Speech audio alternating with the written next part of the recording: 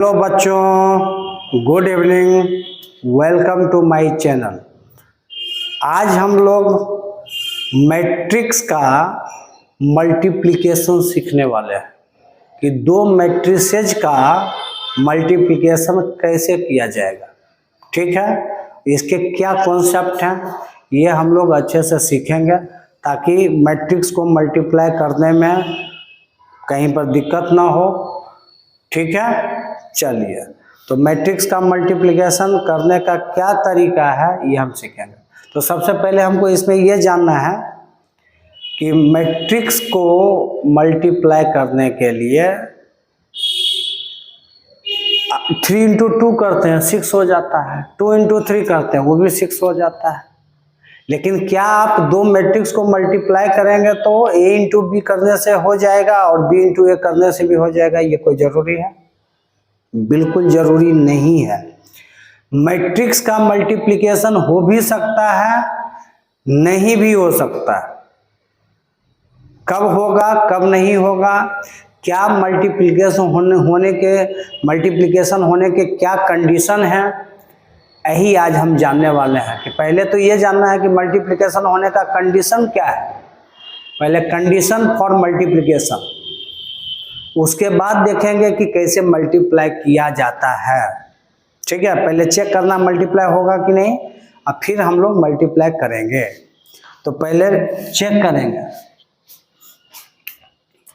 तो सबसे पहले हम लोग पढ़ने जा रहे हैं कंडीशन फॉर मल्टीप्लिकेशन। अब मैट्रिक्स पढ़ रहे हैं तो ऑब्वियसली मैट्रिक्स का ही मल्टीप्लिकेशन देख रहे हैं। तो देखिए क्या कंडीशन है, समझिए। अगर मैट्रिक्स ए एक आपका है, दो मैट्रिक्स आपके पास है। एक मैट्रिक्स का ऑर्डर अगर आपके पास m इंटू एन ऑर्डर का मैट्रिक्स है, मैट्रिक्स ए है जिसका ऑर्डर m इंटू एन है। शॉर्टकट में समझेंगे, ज़्यादा लंबा नहीं खींचेंगे। और दूसरा मैट्रिक्स B है जिसको इसके साथ आप मल्टीप्लाई करना चाहते हैं, A इंटू बी करना चाहते हैं। ठीक है, ये आपका जो है n इंटू पी ऑर्डर का है। मान लिया जाए ये m इंटू एन ऑर्डर का है, ये n इंटू पी ऑर्डर का है। तो इस ऑर्डर से ही पकड़ा जाता है कि आप मल्टीप्लाई कर सकते हो कि नहीं कर सकते हो। हमको करना क्या है भाई, मैट्रिक्स को मल्टीप्लाई करना। हम a इंटू बी करना चाहते हैं, तो a इंटू बी करना चाहते हैं तो a को पहले लिखेंगे, b को बाद में लिखेंगे। और जो पहला मैट्रिक्स होगा उस मैट्रिक्स का m इंटू एन में ये किसको बताता है, रो को। ये m इंटू एन ऑर्डर है, मतलब m रो है n कॉलम है, इसमें n रो है p कॉलम है। ठीक है, तो अगर पहला मैट्रिक्स का कॉलम और सेकेंड मैट्रिक्स का रो का ऑर्डर अगर सेम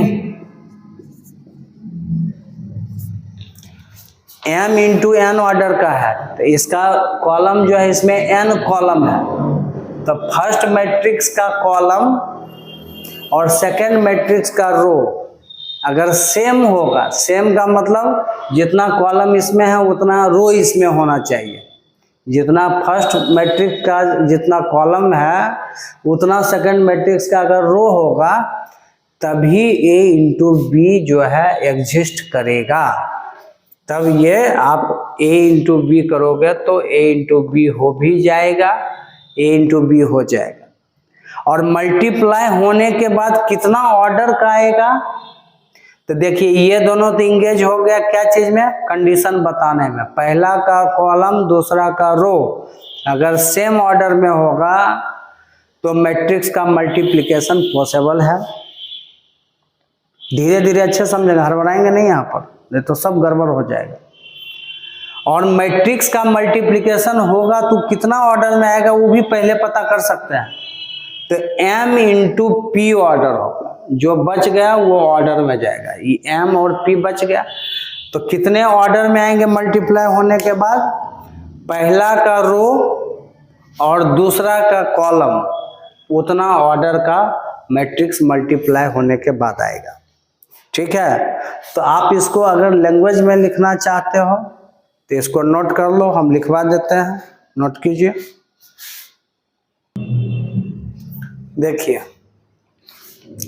तो ये क्या है, अगर आपका if A is an M into N matrix, आपका एक मैट्रिक्स ए है जो एम इंटू एन ऑर्डर का है, वही चीज मैं यहाँ पर समझाया आपको, उसी को मैंने लैंग्वेज में लिख दिया और कुछ नहीं। आप इसी से बात समझ सकते हैं, ये तो बेकार मैंने लिखा लेकिन फिर भी लिख दिया आपके संतुष्टि के लिए। If A is matrix A जो है वो एम इंटू एन ऑर्डर का मैट्रिक्स है, M into N order matrix या एम इंटू एन मैट्रिक्स है। और दूसरा मैट्रिक्स बी जो है, बी मैट्रिक्स जो है, matrix B is N into P order, N into P order. ठीक है, N into P matrix, then A into B exists and its order is M into P.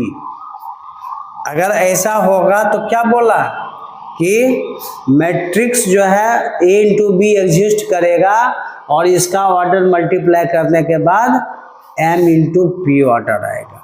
तो जो चीज़ आप यहाँ पर देख रहे हो वही मैंने लिखा, लेकिन इसमें ये कोई चर्चा नहीं किया है कि आप अपने मन से समझिए, फर्स्ट मैट्रिक्स का कॉलम और सेकंड मैट्रिक्स का रो अगर सेम ऑर्डर का होगा, ठीक है, if number of column of first matrix is equal to the number of rows of second matrix, अगर ये दोनों बराबर होगा देन ओनली जो भी मैट्रिक्स पहले लिखाएगा वो पहला मैट्रिक्स हो जाएगा। अगर ये पहले है तो ये पहला मैट्रिक्स हुआ, ये दूसरा मैट्रिक्स हुआ। तो जो भी पहले लिखाएगा उसका कॉलम दूसरा का रो क्या होना चाहिए, सेम होना चाहिए। ठीक है, तो इसको नोट कर लीजिए, कंडीशन है ये मल्टीप्लाई होने का। अब मान लीजिए कि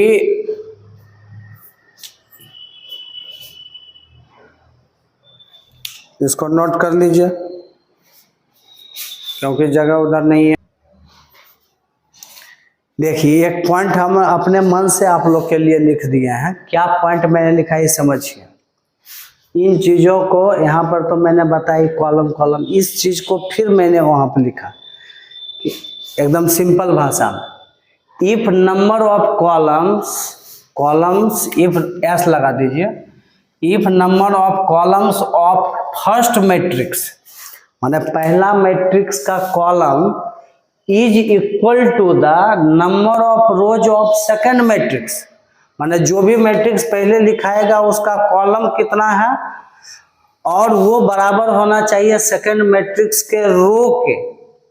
जितना सेकंड मैट्रिक्स का रो है, number of rows is equal to the number of rows of second matrix, then matrix multiplication is exist, otherwise not exist.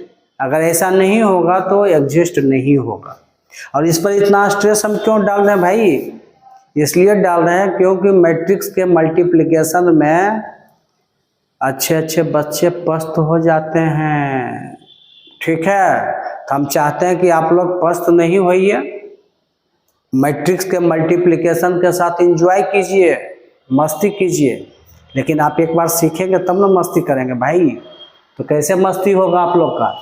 तो ये चीज़ आप समझ गए कि मैट्रिक्स का मल्टीप्लिकेशन कब पॉसिबल है कब नहीं है। आप इसको नोट कर लीजिए। चलिए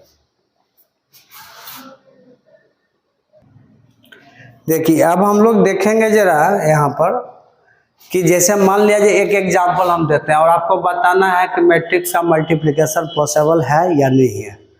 जैसे a इक्वल टू आपको दे दिया, मान लिया जाए यहाँ पर कुछ डिजिट दे दें, चलिए, या ऐसे कुछ दे दीजिए, मान लिया जाए a1 b1 c1 है, a2 b2 c2 है। चलिए, मैट्रिक्स a इक्वल टू इतना है। मैट्रिक्स b जो है आपका सपोज दैट यहाँ पर आपका है, कुछ भी लिख लो, मान लो x1 y1 है और ये x2 y2 है, चलो ये है मान लो। तो हम पूछ रहे हैं, तो आपको बताना है कि A इंटू बी मैट्रिक्स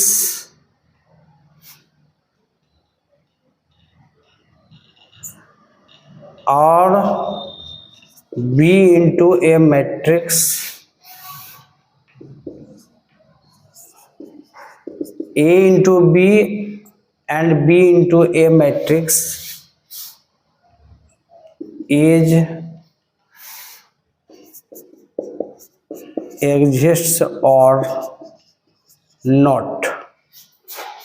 यहाँ लिख दीजिए, चेक कीजिए, चेक करना है कि A into B and B into A matrix is exist or not. ठीक है, चलिए, तो ये एग्जिस्ट करेगा कि नहीं करेगा, हम इसके लिए अभी मैट्रिक्स मल्टीप्लाई करने नहीं आता है, लेकिन हम लोग चेक करेंगे कि मल्टीप्लाई होगा कि नहीं होगा। तो देखिए, मैट्रिक्स ए जो आपका है वो कितने ऑर्डर का है ये बताइए। अब हमको ये भी यहाँ लिखना जरूरी नहीं है, हम यहाँ पर ऐसे लिख लेंगे, मैट्रिक्स ए कितने ऑर्डर का है। देखिए 2 रो इसमें है और कॉलम कितने, 1 2 3, 2 इंटू 3 ऑर्डर का है। मैट्रिक्स ए मेरा यहाँ 2 इंटू 3 हुआ, तो इस पर हम ऐसे लिख सकते हैं 2 इंटू 3 ऑर्डर का है। ठीक है, और मल्टीप्लाई करना है बी के साथ। बी का जो ऑर्डर है, मैट्रिक्स बी का जो ऑर्डर है, 2 रो है और 2 कॉलम है, 2 इंटू 2 ऑर्डर का है, 2 इंटू 2 ऑर्डर का है। अब बताइए इसमें ए इंटू बी एग्जिस्ट है। तो अगर फर्स्ट का कॉलम, पहला मैट्रिक्स का 3 कॉलम है, तो सेकेंड मैट्रिक्स का रो जो है वो भी 3 होना चाहिए। आप पढ़े ना, जो भी मैट्रिक्स पहले लिखेंगे उसका कॉलम और सेकेंड मैट्रिक्स का रो जो है सेम होना चाहिए, मतलब जितना इसमें कॉलम है उतना उसमें रो होना चाहिए, तब मल्टीप्लाई पॉसिबल है। मतलब यहाँ पर नहीं है, फर्स्ट मैट्रिक्स का कॉलम सेकेंड मैट्रिक्स के रो के साथ मैच नहीं कर रहा है, बराबर नहीं है। तो यहाँ पर लिखेंगे A into B does not exist, ये एग्जिस्ट नहीं कर रहा है, मल्टीप्लिकेशन यहाँ पॉसिबल ही नहीं है भाई, नहीं पॉसिबल है। अब ये देखना है कि क्या B इंटू ए पॉसिबल है, B इंटू ए पॉसिबल है कि नहीं। तो जो मैट्रिक्स पहले है उसको हम लोग B को पहले लिखेंगे, B इंटू ए पॉसिबल है कि नहीं। तो B मैट्रिक्स का कितना ऑर्डर है, 2 इंटू 2 ऑर्डर है। ठीक है, आप सोच रहे हैं सर ये क्यों नहीं लिख रहे हैं, ये लिखना जरूरी अभी नहीं है, अभी मल्टीप्लाई नहीं कर रहे हैं, इसका ऑर्डर को देखना है, बस चेक करना है मल्टीप्लाई होता है कि नहीं होता है। तो ये आपका 2 इंटू 2 ऑर्डर का है। अब मैट्रिक्स ए कितना ऑर्डर का है, 2 इंटू 3 ऑर्डर का है। मैट्रिक्स ए 2 इंटू 3 ऑर्डर का है। बी इंटू ए में बी पहले लिखना है, ए बाद में लिखना है। अब पहला मैट्रिक्स बी हो गया, दूसरा मैट्रिक्स ए हो गया, तो इसका जो कॉलम है और इसका जो रो है, देखिए तो ये सेम हो रहा है और ये यहाँ पर डिफरेंट हो रहा था, तो यहाँ पॉसिबल नहीं हुआ। तो यहाँ पर फर्स्ट मैट्रिक्स का कॉलम 2 है इसमें, तो सेकंड मैट्रिक्स का जो रो है वो भी 2 है। देखो तो भाई, फर्स्ट मैट्रिक्स का बी हो गया, तो इसमें कॉलम कितना है, 1 2 कॉलम, और सेकेंड मैट्रिक्स का रो कितना है, 1 2 row. That means B into A possible यहाँ पर है। तो लिखेंगे इतना equal to B into A जो होगा ये इज एग्जिस्ट, ये एग्जिस्ट करेगा, ये एग्जिस्ट करेगा। और एग्जिस्ट करेगा तो मल्टीप्लाई करने के बाद कितना ऑर्डर में आएगा, देखिए आएगा ये कितना ऑर्डर में, 2 इंटू 3, पहला का रो और दूसरा का कॉलम जो बचेगा उतना ही ऑर्डर में आएगा। तो ये आएगा 2 इंटू 3 ऑर्डर का। मतलब पहले ही पता, मल्टीप्लाई करने के पहले ही पता चल जाएगा कि मल्टीप्लाई 2 मैट्रिक्स का मल्टीप्लिकेशन होगा या नहीं होगा। तो अभी हम सीख रहे हैं, आपको सिखा रहे हैं, इसलिए हम स्लोली आपको बताया, हर चीज़ बताया कि कैसे होगा नहीं होगा। ठीक है। और इसका जो कंडीशन मैंने लिखवाया, ये जेईई मेन में क्वेश्चन पूछा था जिसमें हम लोग एग्जाम दिए थे, ठीक है।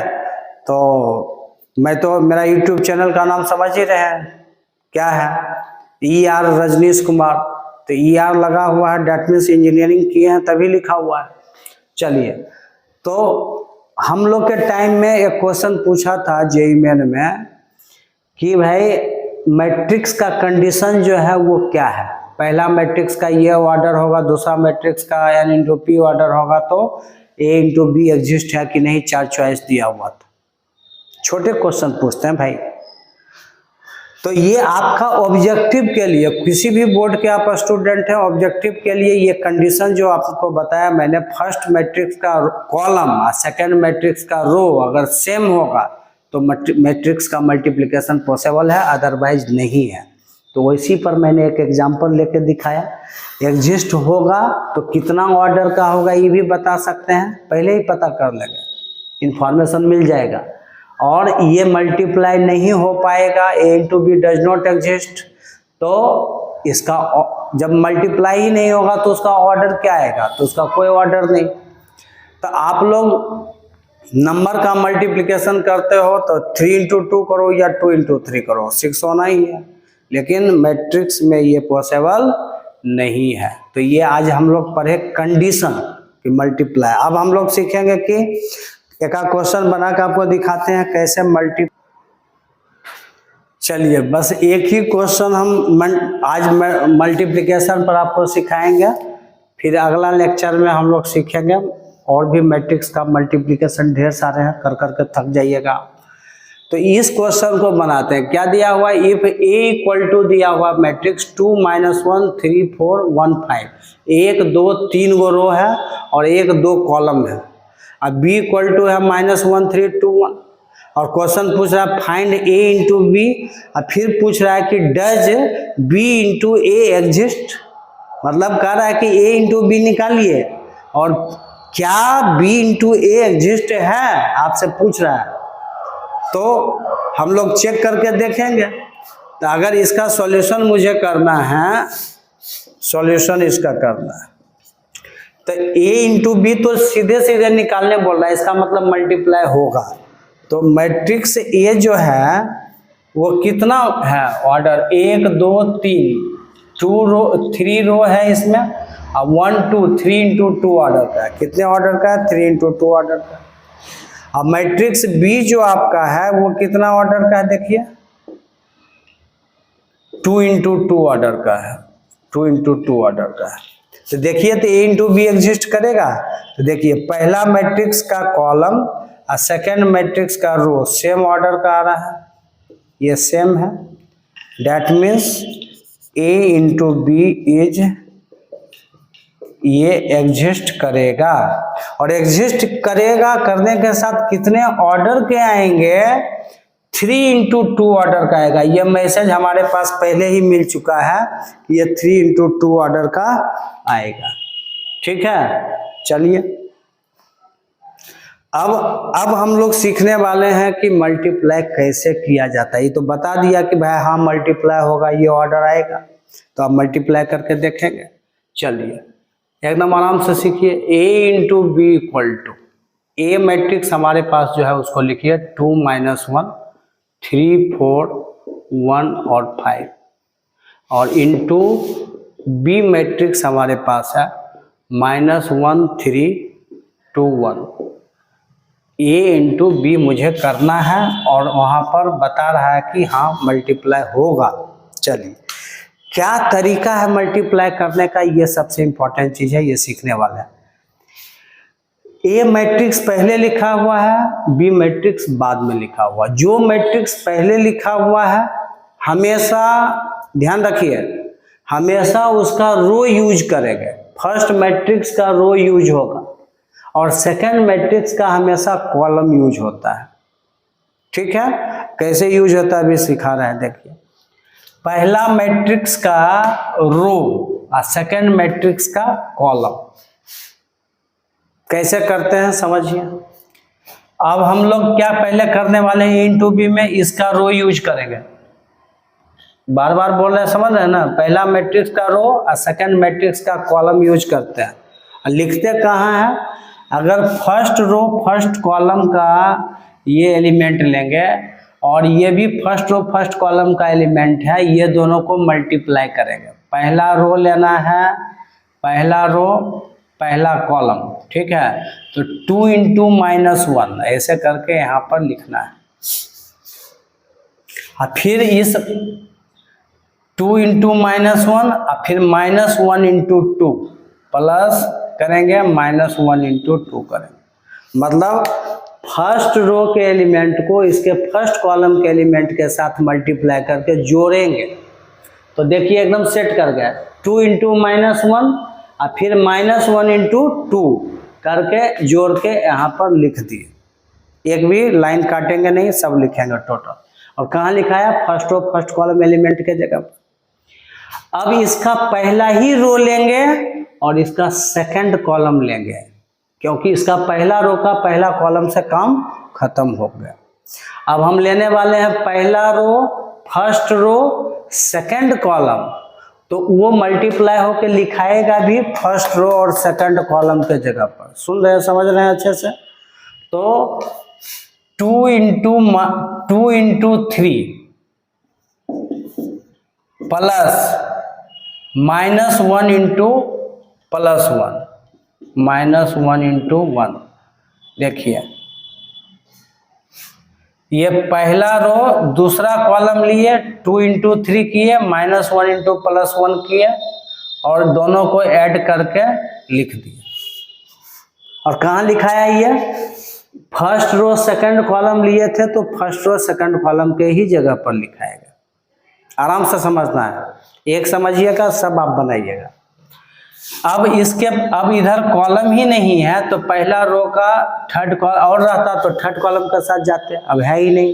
तो पहला रो का काम ये दोनों कॉलम के साथ खत्म हो चुका है। अब हम आएंगे सेकंड रो लेंगे और फिर इसका पहला कॉलम लेंगे, फिर इसका सेकंड रो सेकंड कॉलम, इसका third row first column, third row second column, ठीक है। चलिए तो अब इसका सेकंड रो फर्स्ट कॉलम, तो 3 इंटू -1, आराम से समझेंगे भाई।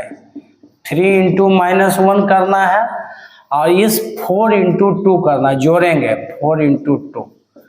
कॉरस्पॉन्डिंग एलिमेंट को मल्टीप्लाई करके ऐड करके लिखना है। और हम सेकंड रो फर्स्ट कॉलम लिए तो लिखे भी हैं सेकंड रो फर्स्ट कॉलम के जगह पर, क्योंकि बहुत लोगों की ये परेशानी होता है कि लिखेंगे कहाँ मल्टीप्लाई करके। तो भैया किसको आप ले रहे हो ये समझो, सेकंड रो फर्स्ट कॉलम, समझ गए बात को। अब ये आपका है सेकंड रो सेकंड कॉलम लेना है, इसका दूसरा कॉलम, इसका दूसरा सेकंड रो सेकंड कॉलम। तो 3 इंटू 3 आप प्लस 4 इंटू 1, 3 इंटू 4 इंटू 1, ये सब ब्रैकेट में डाल सकते हो अगर कंफ्यूजन लगता है तो। समझ गया। तो इसका सेकंड रो का फर्स्ट कॉलम के साथ, सेकंड रो का सेकंड कॉलम के साथ हो गया। अब आ जाइए उधर कॉलम का काम खत्म हो गया। अब इसका तीसरा रो लेंगे, फिर इसका पहला कॉलम लेंगे। और जब तीसरा रो पहला कॉलम लेंगे तो लिखेंगे भी तीसरा रो और पहला कॉलम के जगह पर। देख रहे हैं समस्या क्या है। तो 1 इंटू -1, जब आप तेज हो जाएंगे तो इतना थोड़े लिखेंगे, जल्दी जल्दी आप भी लिखेंगे हम भी लिखेंगे। 1 इंटू -1 प्लस 5 इंटू 2, और फिर इसका थर्ड रो इसका सेकंड कॉलम, तो लिखेंगे थर्ड रो सेकंड कॉलम के जगह पर।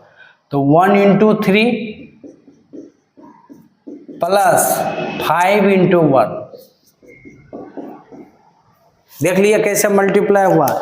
जो भी मैट्रिक्स पहले लिखाएगा उसका रो यूज करना है और सेकंड मैट्रिक्स का कॉलम यूज करना है।